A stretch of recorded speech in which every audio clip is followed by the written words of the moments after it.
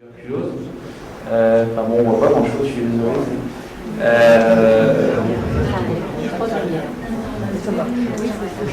Mais ça marche. Donc en fait, on va avoir les données d'identification du patient.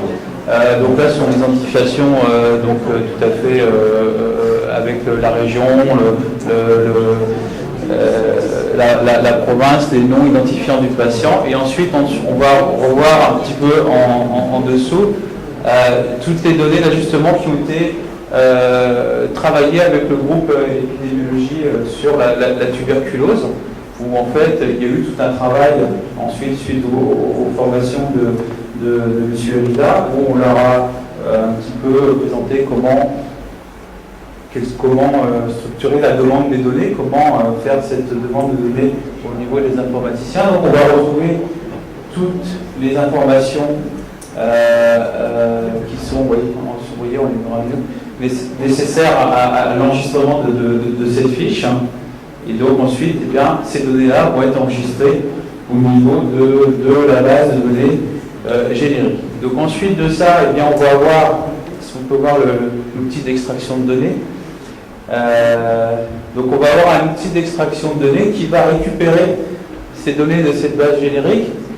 Donc là, on ne va pas rentrer dans le détail, et qui va les intégrer dans la base de données spécifique épidémiologie. Et en fait, au niveau de cette intégration, ça va être des traitements qui vont se faire en fond, le soir, tous les soirs.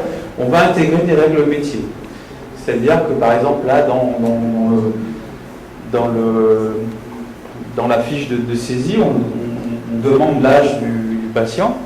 Par contre, dans les fiches de restitution, on va classer les données par classe d'âge. Et bien, en fait, au niveau de ce traitement d'intégration dans la base de données, eh bien, on va rajouter des données métiers, des données spécifiques métiers, qui vont se calculer des règles de contrôle de validation de données plus complexes qui vont pouvoir être intégrées au niveau de cette base métier, et donc d'avoir une base de données qui va être proche, ou voire très très proche du langage métier de l'épidémiologiste. Que quand on va restituer de l'information, eh bien on va restituer de l'information selon les éléments qu'il a besoin. Donc ensuite, eh bien, on a eu tout un tas d'outils de reporting qui vont être intégrés à l'application. De rapports qui ont été faits par rapport aux demandes d'information de restitution du groupe épidémiologie. Et donc maintenant, j'ai envie de dire, la cellule informatique dispose des moyens pour sortir tout type de rapport, tout type de restitution de l'information demandée par le groupe de travail épidémiologie. Donc, du fait de la constitution de la base et de la connaissance de ces outils, eh bien, on va pouvoir sortir les restitutions d'informations. Donc, juste un autre point, on va revenir sur l'application pour montrer un petit peu ce côté où, justement, en fait, on n'a pas créé une application de saisie de la tuberculose, on a créé une application qui sait interpréter des fichiers de configuration issus des demandes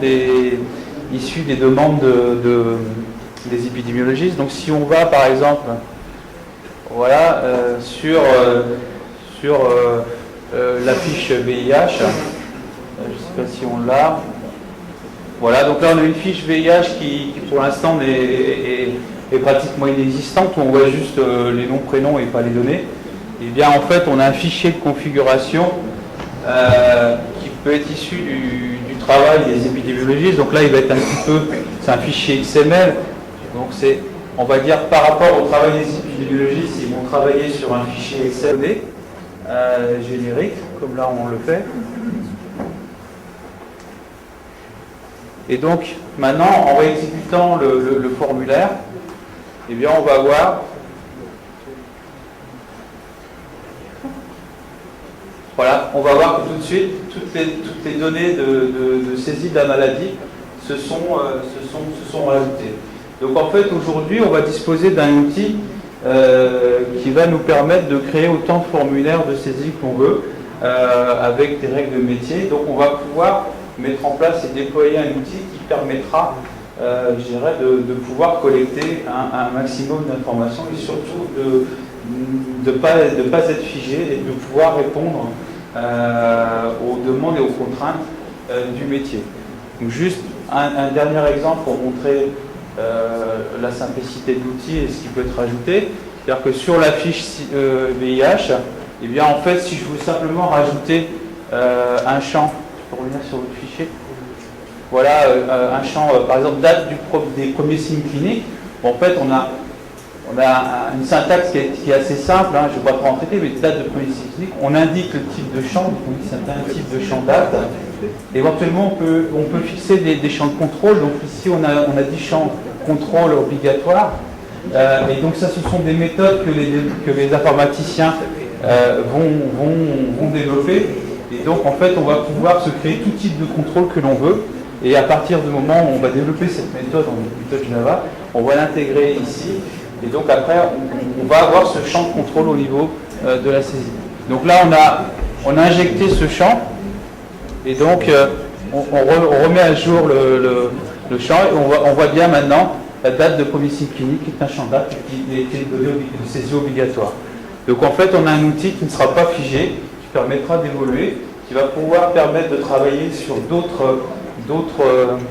d'autres maladies. On a un outil qui va nous permettre d'extraire des données, d'injecter dans des bases de données spécifiques maladies et donc de pouvoir sortir des reportings. Donc si on peut repasser à la présentation.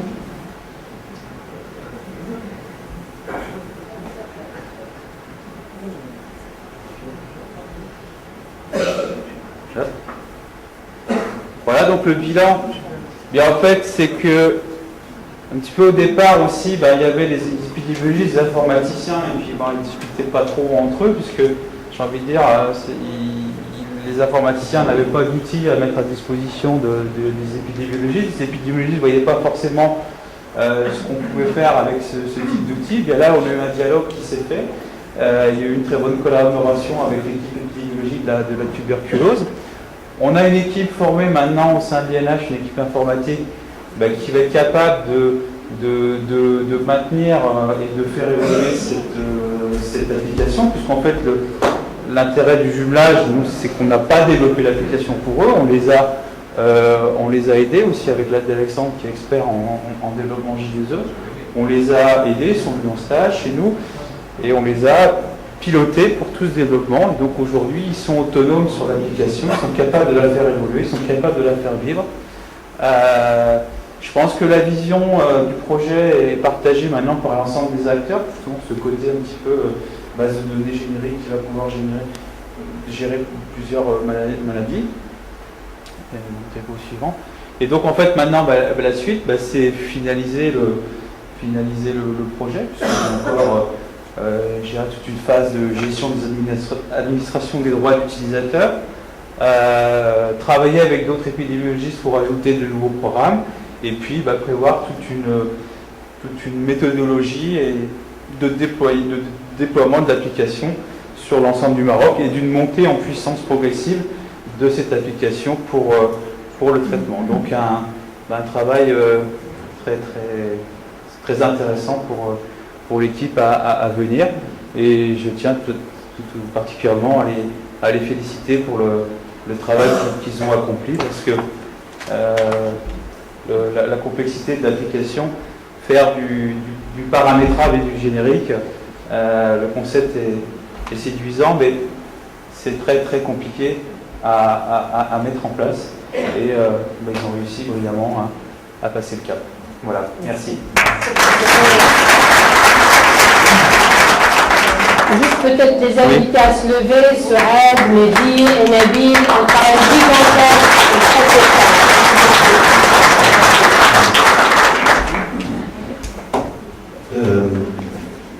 Si vous permettez, en raison de quelques départs d'avion, de personnalités qui ont tenu à venir assister à cette journée de clôture de notre projet de jumelage, nous allons reporter la présentation du DVD à cet après-midi après le déjeuner. Permettez-moi juste de faire une observation pour clore cette session matinale. Vous avez certainement tous compris que le jumelage au départ, était un projet pour le renforcement des capacités institutionnelles, organisationnelles et techniques de l'Institut national d'hygiène. Le ministère de la Santé a fait porter au jumelage la création d'une agence nationale santé publique. Et certainement, vous avez compris les conséquences de cette décision sur ce projet. Et pour cette raison, moi, je voudrais bien féliciter et remercier quelques organes et quelques personnes, des organes et des personnes qui ont contribué par leur effort, leur disponibilité, leur compréhension, leur adhésion à faire réussir ce projet redimensionné, élargi à d'autres institutions, notamment l'Institut Pasteur du Maroc et le Centre antipoison et de pharmacovigilance du Maroc. Je tiens à remercier en premier Monsieur le directeur de l'Institut Pasteur du Maroc, Madame la directrice du Centre antipoison et Madame la directrice de l'Institut national d'hygiène, d'avoir adhéré à ce projet, contribué productivement, d'une manière très constructive. Je veux bien aussi féliciter et remercier nos experts qui, au départ, partaient sur un projet à l'échelle de l'Institut national d'hygiène et ont accepté d'élargir leur intervention sur 3 autres institutions, notamment un site qui est géographiquement éloigné de Rabat. Nous les remercions vivement pour cet effort. Nous remercions aussi les équipes des 3 institutions et notamment des équipes de direction de structures centrales et régionales du ministère de la Santé qui ont aussi contribué à faire réussir ce projet redimensionné. Et enfin, et ça il ne faut pas l'oublier, il faut remercier et féliciter le programme lui-même qui a présenté une telle flexibilité pour avoir, ayant déjà signé un contrat, absorbé et conduit le projet dans sa nouvelle dimension qui partait de l'INAH, mais là on est sur 3 institutions concernées et sur un projet plus grand qui est la création d'une agence nationale de santé publique. Merci à tous et bon appétit.